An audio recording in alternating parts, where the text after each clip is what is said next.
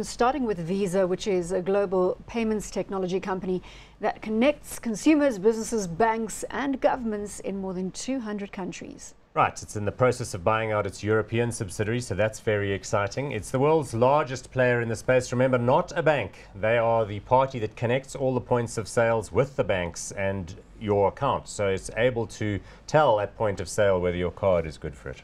Market cap is $162.6 billion, PE of 24 and a dividend, well, nearly 25, and a dividend yield of 0.8%. Visa's the big heavyweight in the game, and can you afford not to be invested in this one? No, I think it really must be there. So take our earlier comments as indicative. We're talking about a mega trend here. People moving away from paper-based payments, checks, transfers, letters of credit, travelers' checks, towards electronic payment systems, either using a card or some other secure identifier like a mobile phone. In the background, so you shouldn't be worried about, well, I'm seeing a guy using his phone to pay at Visa, so now that's a bad sign because Visa aren't involved. Well, they are, because that application will have Visa's payment network in the background.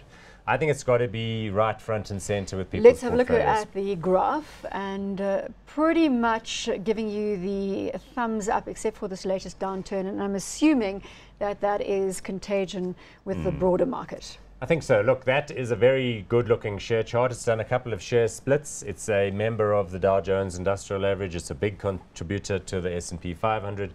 That's a 5-year chart. It's been tremendously successful.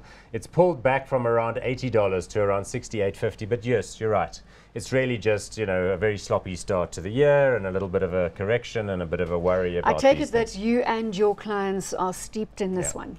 We've owned it for a long time. Anyone who was lucky enough to buy it early has obviously benefited from the run-up. Where can you remember where you bought it? All sorts of places. I mean, because of the share splits, I can't remember what my original purchase price was in an offshore portfolio. But even if you bought them recently, you've done fine and done well on this one. And that's the question many are going to be asking. With the sogginess that we've seen in the overall market at that $68 level, potentially a good buying opportunity. It is. Look, there are a couple of new catalysts to drive it further forward. Firstly, Europe. I mentioned, remember the history of this company is that it was originally a joint venture between all the US banks, and then all the international banks got involved.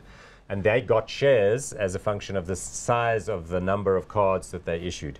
At some point about 5 to 10 years ago, they decided they're going to take it private, and the banks then got the option to sell. Some of the banks still retain their shares, but that was why it had such buy-in. So it's a real strong industry player.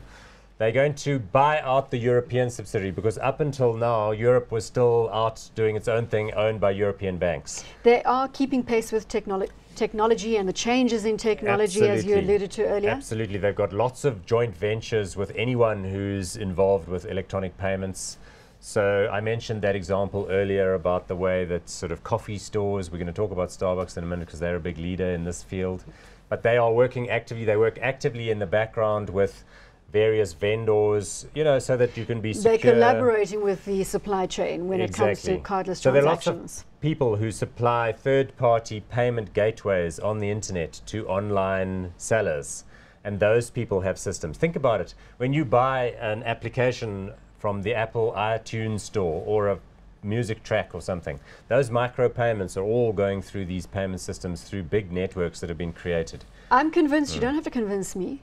I'm convinced this is a good, solid story. Hot or not? Definitely hot for me. I think it's the world leader. It's very visible. It plays the game very well in terms of its branding. You know how they're involved with all these international sports events and marketing of that nature. So one would say in investment circles, it has a relatively solid moat around it. Exactly. I mean, we're going to talk about its main competitor, MasterCard, in a minute. But really, Visa is head and shoulders the largest and I think the most dominant in the industry.